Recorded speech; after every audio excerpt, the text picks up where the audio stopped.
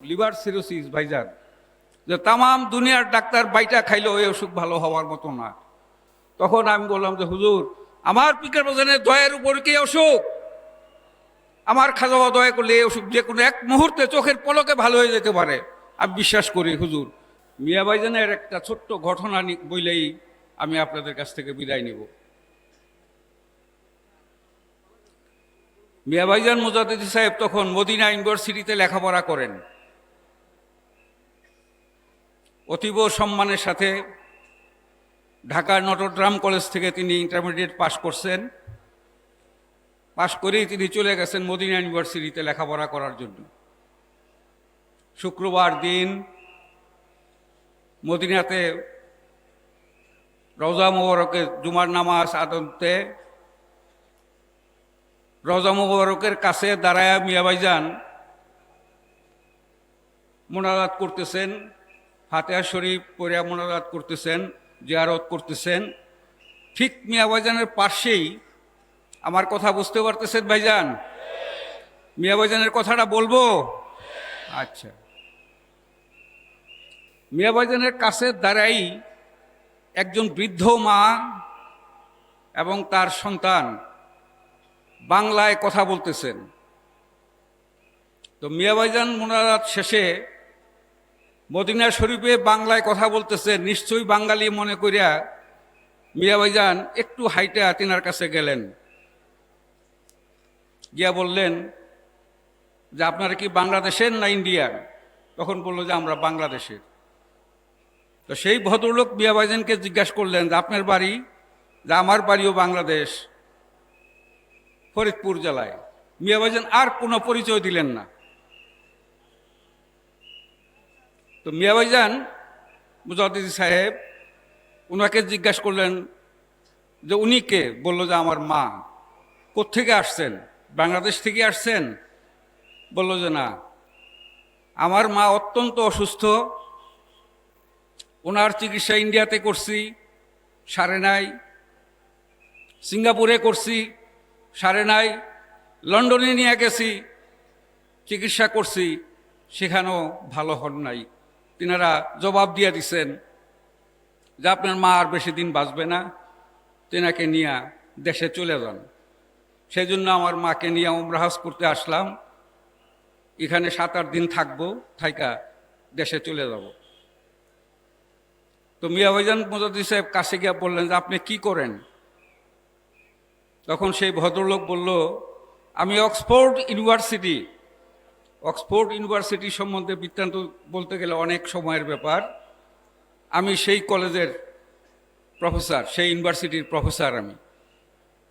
আমি লন্ডনেই থাকি, সেটেলড লন্ডনে।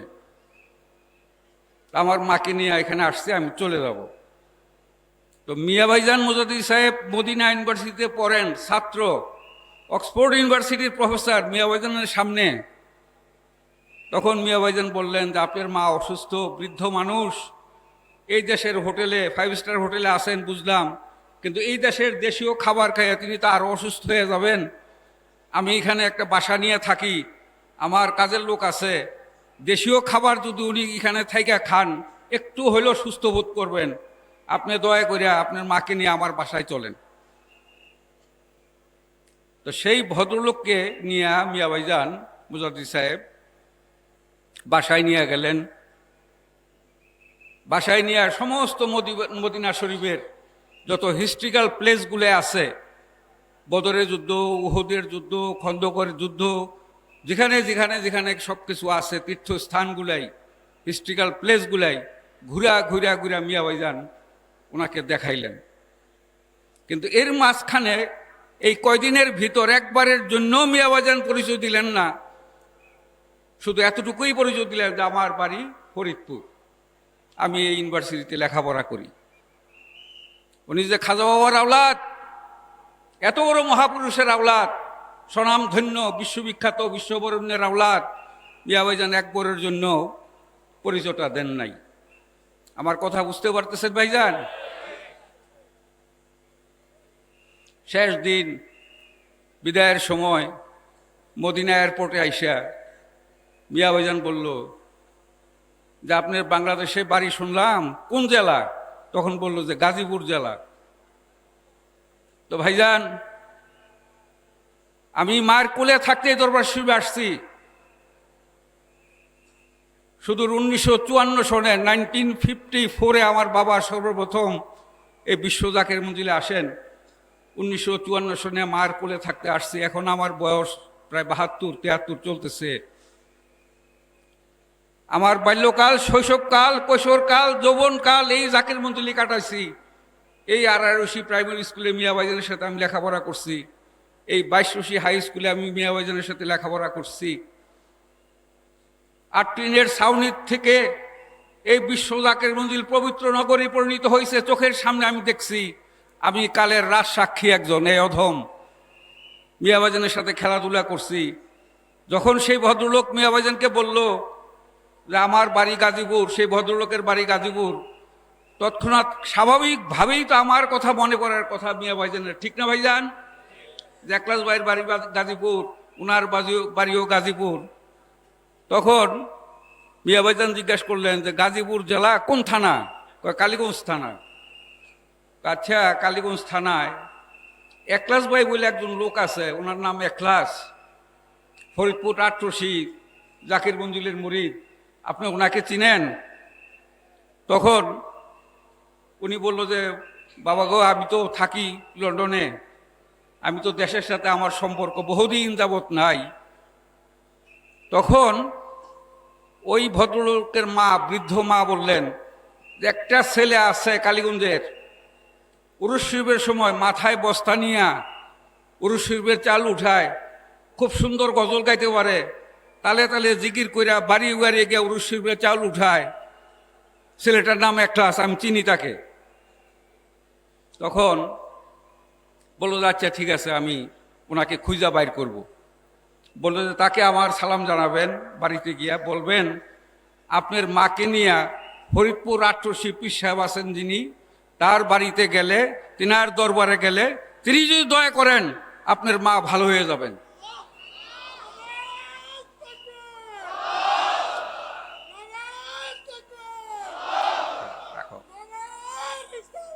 সময় কম বাবা, সময় কম। তারপরে উনি যথাসময়ে দেশে আসলেন, বাড়িতে আসলেন। বিকালবেলা আমার বাড়ির সামনে আমি বসা, হঠাৎ করে একটা দেখি যে আমার বাড়ির রাস্তা দিয়ে আমার বাড়িতে ঢুকতেছে। এমন সময় ভদ্রলোককে আমি চিনি, এত বড় সুশিক্ষিত স্বনামধন্য লোক দেখে আমি দৌড়ে গেলাম যে স্যার আপনি। তো উনি এসে আমার বাড়িতে বারান্দায় বসলেন চেয়ারে। পরে বললো যে আপনার নাম কি? একলাস। আমি বললাম জি স্যার, আমার নাম একলাস। মদিনা শরীফে, মদিনা ইউনিভার্সিটিতে লেখা পড়ে মাহফুজুল হক নামে একটা ছেলে মদিনা ইউনিভার্সিটিতে লেখা পড়ে, তুমি কি চিনো? তো যেই এই কথাটা বলছে, আমি বসার থেকে করে হাত জোর করে দাঁড়ায় উঠছি যে স্যার ওনাকে আপনি কিভাবে পাইলেন, কোথায় দেখলেন?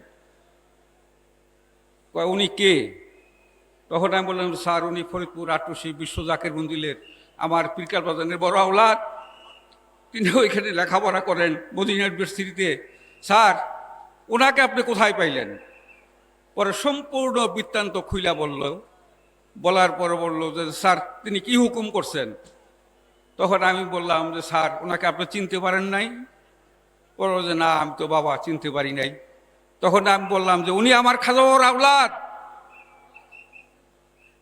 প্রথম সন্তান, আমার পীরকাল বাজানের আওলাদ। তখন উনি বসার থেকে একবার উঠলেন, আবার বসলেন, আবার উঠলেন, আবার বসলেন।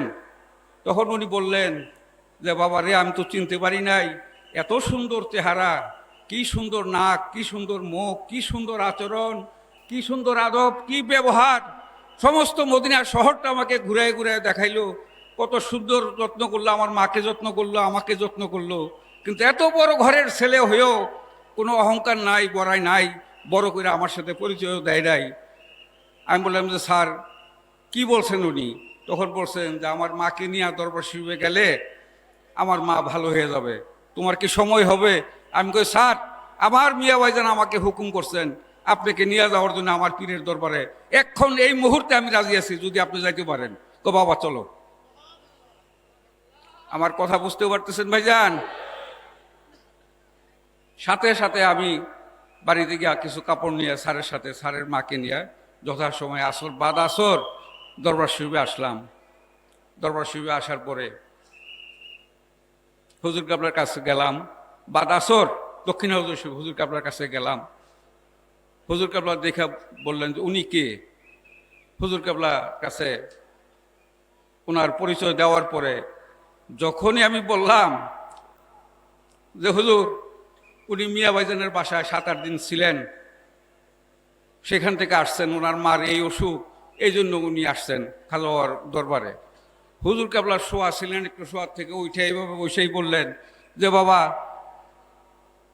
মিয়া ভাইজানের কথা বলতেছেন, ও কীরকম আছে, কি দিয়া খাওয়াইলো, ওর স্বাস্থ্য কীরকম আছে, ও ভালো আছে তো, ওর লেখাপড়া কীরকম চলতেছে। কয়েক মুহূর্তে হুজুর কাবলা অনেক প্রশ্ন করলেন, মানে এত আকুতি মিনতি প্রশ্ন।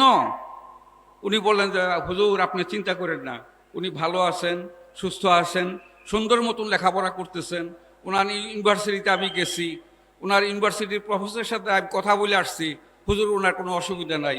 প্রয়োজনে আবার যখন আমি লন্ডনে যাব ওনার সাথে দেখা করে পরে আমি লন্ডনে যাব, হুজুর এটা নিয়ে আপনি কোনো চিন্তা করেন না, উনি ভালো আছেন। তখন আমি ওনার মার অসুখের কথা বললাম যে হুজুর মিয়া ভাইজান মুজাদ্দিদ সাহেব ওনাকে হুকুম করছেন ওনার মাকে নিয়ে দরবার শরীফে আসার জন্য। হুজুর সমস্ত Singapore fail, London fail, India fail, সমস্ত ডাক্তার ফেল করে উনি হুজুর দেশে আসছেন, মিয়া ভাইজানের হুকুমে মাকে নিয়ে দরবার শরীফে আসছেন, হুজুর দয়া করে ওনার মাকে সুস্থ করে দিতে হবে। তখন ডাক্তার হুজুর কাবলা বললেন যে একটা শ্রে এরকমই একটা অসুখ লিভার সিরোসিস ভাইজান, যে তামাম দুনিয়ার ডাক্তার বাইটা খাইলেও ওই অসুখ ভালো হওয়ার মতো না। তখন আমি বললাম যে হুজুর আমার পিকার বাজানের দয়ের উপর কি অসুখ, আমার খাজা দয়া করলে এই অসুখ যে কোনো এক মুহূর্তে চোখের পলকে ভালো হয়ে যেতে পারে। আমি বিশ্বাস করি হুজুর মিয়া ভাইজানের মুখ থাকবে না, মিয়া ভাইজান দয়া করে পাঠাইছেন, হুজুর মিয়া ভাইজান বড় মুখ করে পাঠাইছেন, হুজুর দয়া করা লাগে, ভালো করতেই হবে। সেই প্রফেসর সাহেব হুজুর কাবলার পাক কদম ধইরা বললেন যে হুজুর একসময় আমরা খুব গরিব ছিলাম, আমরা 9 ভাই বোন, আমরা অনেক গরিব ছিলাম, আমার মা আমার বাবা 3 বেলা পেট ভরে খাইতে পারে নাই আমাদেরকে লেখাপড়া করাইতে গিয়া। হুজুর আমার মা এখন আছেন, আর কিছুটা দিন দয়া করে আপনি হায়াত দারাজ করেন, আল্লাহর কাছে হায়াত এনে দেন, আমার মা যেন সুস্থ হয়ে যায়। তখন হুজুর কাবলা বললেন যে বাবা দেখা যাক, থাকেন। তো রহমতের সময় হুজুর কাবলা আমাকে আর প্রফেসর সাহেবকে ঢাকায় নিয়ে গেলেন, নিয়ে বললেন যে ক্লাস কালীগঞ্জ বাংলাদেশের ভিতরে সর্বপ্রথম জাকের এলাকা কালীগঞ্জ গাজীপুর, এই এলাকায় এরকম একজন জাকের খুঁজা বাইর করবা যার তরিকতের বয়স 36 বৎসর। কত বৎসর ভাইজান? 36 বৎসর, 3 যুগ। এই 36 বৎসরে যার ফজরের নামাজ কাজা হয় নাই, এই 36 বৎসরে যার ফাতিহা শরীফ, খতম শরীফ, দুরূদ শরীফ, রহমত কাজা হয় নাই, এরকম একজন জাকের খুঁজা বাইর করবা। সেই জাকেরকে দিয়া 40 দিনে 40টা বুরকি এই নিয়মে শ্রদ্ধা দিবা। দেখা যাক আমার খাজা দয়া করলে আমি দৃঢ় বিশ্বাসে ভালো হয়ে যাবে। পাবা না ক্লাস? আমি কো হুজুর দেখি। তো এই আশ্বাস বাণী হুজুর কাবলার পাইয়া আর দেরি না কইরা কদম বুসি কইরা ওনার মাকে ওনাকে নিয়ে বাড়িতে চলে আসলাম। কিন্তু দুঃখের বিষয় 7 দিন কালীগঞ্জের দক্ষিণ থেকে উত্তর, উত্তর থেকে দক্ষিণ, পূব থেকে পশ্চিম, পশ্চিম থেকে পূবে খুঁজা দেখা গেল কারো না কারো কোনোটা একদিনের জন্য কাজা হইয়া গেছে। তখন প্রফেসর সাহেব আমার বাড়িতে আসলেন, জ্ঞানী লোকের জ্ঞানী কথা। সেই প্রফেসর সাহেব আমাকে বলতেছেন যে ক্লাস এই জাকেরের সন্ধান তুমি আর আমি খুঁজা পাবো না, এটা একমাত্র তিনিই জানেন সে জাকেরের বাড়ি কোথায়, তার নাম কি। তুমি দেরি না করে এখন এই মুহূর্তে আমার গাড়ি নিয়ে দরবার শরীফে যাও। যথাসময়ে দরবার শরীফে গেলাম। হুজুর কেবলা আমাকে দেখে মিটমিট করে হাসতেছেন। হুজুর কেবলার ঠোঁট মোবারকে একটা মিষ্টি মধুর হাসি ছিল না ভাইজান? হুজুর কেবলা যখন একটা জাকেরদের কাছ থেকে সুসংবাদ পাইতেন, হুজুর কেবলা সুন্দর একটা মধুর হাসি, ঠোঁটের কোনায় একটা বেহেশতি হাসি হুজুর কেবলার ছিল। পীর কেবলা যান সেটা দেখা আমাকে দেখে হাসতেছেন, কয়েক ক্লাস পাও নাই? আমি কই না হুজুর। তখন চট করে একটা নাম বলল, কে? সোহেব আলী। তখন হুজুর কেবলা বললেন, গরিব জাকের তো, গরিব জাকেরের বাড়িতে বোধহয় তুমি যাও না, তাদের বাড়িতে খাও না, তাদের খোঁজ খবর রাখো না। সোহেব আলীকে চিনো? আমি হুজুর চিনি। তার বাড়ি চিনো? আমি কোন না হুজুর। যাও, এক্ষণ বিদায় দিলাম, তার গিয়া খুঁজা বাইর করবা। তো বাড়িতে আসলাম, রাত্র 10টা বাজে গেছে। মাকে আমি বললাম যে মা, আপনি যখন তাহাজ্জুদে নামাজ পড়তে উঠেন তখন আমার ডাক দিয়ে দেন, আমার জামালপুর যাইতে হবে। তখন কেন যাইতে হবে? আমি জানি সে একটা ন্যাশনাল জুট মিলের খুব ছোট্ট একটা চাকরি করে, সুইপার। জুটের যে ডাস্ট বাইর হয় মেশিনের, এইটা সে পরিষ্কার রাখে। আমি তাকে যদি সে 6টার আগে তাকে ধরতে না পারি, যদি অ্যাসিড ডিউটিতে সে বিলে ঢুকে যায়, এত বড় বিলে তার আমি খুঁজে পাবো না। মাঘ মাস, প্রচণ্ড শীত, কুয়াশা, এর ভিতরে মোটরসাইকেল নিয়ে আমি তার বাড়ির কাছে গিয়ে একটা দোকানের সামনে মোটরসাইকেলটা রাখলাম।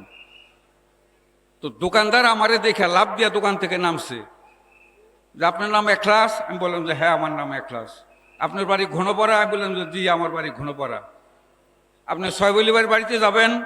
আমি আশ্চর্য থেকে আশ্চর্যতম হয়ে যাইতেছি বারবার, যে এই দোকানদার জানে কিভাবে। আমি বললাম যে আপনি জানেন কিভাবে? আমি যদি সোহেব আলীর বাড়িতে যাব।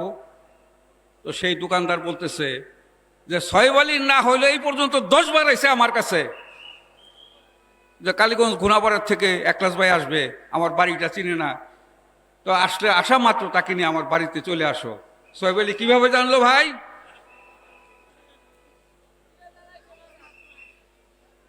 গিয়া সোহেব আলীর বাড়িতে যখন গিয়া উঠলাম, সে দৌড়ে এসে আমাকে জাবরায় ধরিয়া যখন আমাকে কদম বুসি করতে চাইলো, আমি জোর করে তার হাত ধরে ফেললাম। আমি ভাইজান, দৈনিক আপনার 50 বার আমার কদম বুসি করা দরকার, আপনি আমার আর কদম বুসি করলে আমার বেয়াদবি হয়ে যাবে, ভুল হয়ে যাবে, ভাইজান আপনি আমার এই কাজটা করেন না।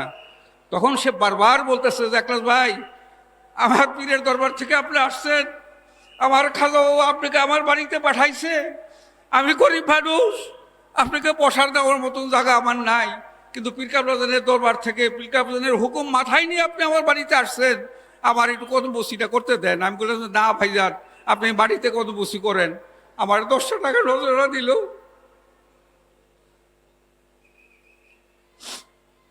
আমার 10টা টাকা নজরা দিল। আমি বলে দেন আমার কাছে, আমি খাজাওয়ার হাতে পৌঁছাই দিব। আমাকে বসতে দিল। তখন আমি বললাম যে ভাইজান, আমি যে কেন আসছি আপনি জানেন? তো হুজুর কেবল আমাকে সব জানাইছে, হুজুর কেবল আমাকে সব জানাইছে। তো আপনি টাকা আনছেন? আমি কই হ্যাঁ, টাকা নিয়ে আসছি। দেন, আমি জামালপুর বাজার থেকে মুরগি নিয়ে এই নিয়মে যথাসময়ে আমি দিয়ে দিব, সদ্গা দিয়ে দিব। তখন আমার হাত দুইটা ধরে আমাকে বললো যে এখলাস ভাই, আমি যতদিন হায়াতে পাইছে আছি, আপনি ভাইজান দয়া করে কারো কাছে এই কথাটা বলবেন না, কারণ আমি গরিব মানুষ, আমি মিসকিন মানুষ, জাকের ভাইরা আমাকে অনেকভাবে ডিস্টার্ব করবে, আপনি দয়া করে কাউকে এই কথাটা বললেন না। আচ্ছা ঠিক আছে ভাইজান, আমি ওয়াদা করলাম। আমার খাজাওয়ার বাগান কি খালি ভাইজান? আমার খাজাওয়ার বাগান খালি না। Singapore fail, Bharat fail, British fail, আমার মিয়া ভাইজানের দয়ায় খাজা বাবা দয়া করছেন না ভাইজান? আমার সেই মিয়া ভাইজানের পাককদমে আমরা আসি না ভাইজান?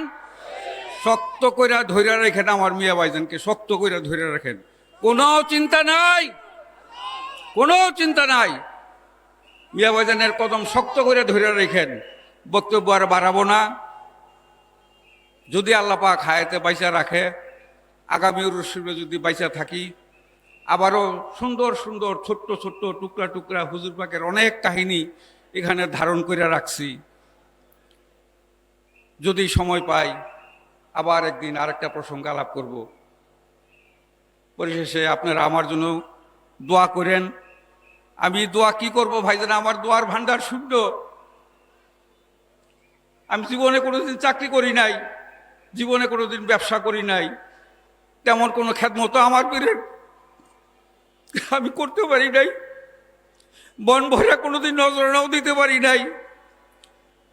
তবে একটা জিনিস, এটা আমার অহংকার না, এটা আমার অলংকার। আমি আমার পীরের দরবারে বহুদিন রয়েছি, অনেক আলো বাতাস আমার গায়ে লাগছে। এই জাকির মজিলের অনেক তোবারক আমি খাইছি, দুই নয়নে খাজা বাবাকে অনেক অনেক দেখছি।